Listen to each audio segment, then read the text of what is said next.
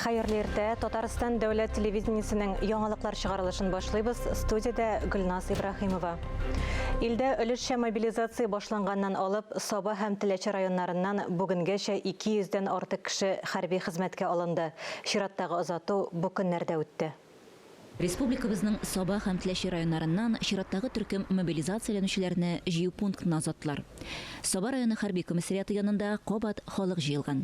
Әти-әниләр, дуслар, туганнар өлешчә мобилизациягә алынган якыннарын озатырга килгән. Күңелләрендә, йөзләрендә өмет чаткысы. Һәрберсе хәрби хезмәткә китүчеләрнең исән-сау, кире үзләре янына әйләнеп кайтуларын тели. Байлар Сабасыннан Айнур Хуҗин мобилизацияләнүчеләрнең берсе. Ул хәрби бурычын Ленинград өлкәсендә төзелеш батальонында үтә. Аны игезәге Айгөлдә дулкынлана, бер туганына ул бары изге теләктә. Айнурны әти-әнисе һәм бик күп якыннары озата. Отправляют брата Хуҗина Айнура.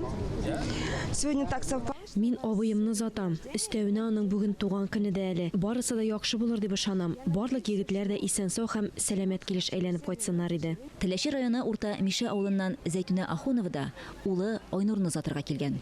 Малайымны озатырга килдек менә бүген. Исән мин кайтсыннар инде. Теләгем шул. Армияда да булып кайтты. Мәскәү астында хезмәт итте. Барыбыз да бергә җыелып, яратты Ходай. Бездән шул теләк берничә тәвәмме бурычын үтисен.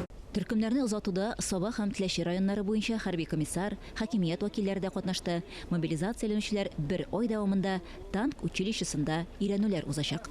Шулпан Әмири, Гөлназ Гатауллина, Рөстәм Хәлилов, Татарстан яңалыклары, Саба районы.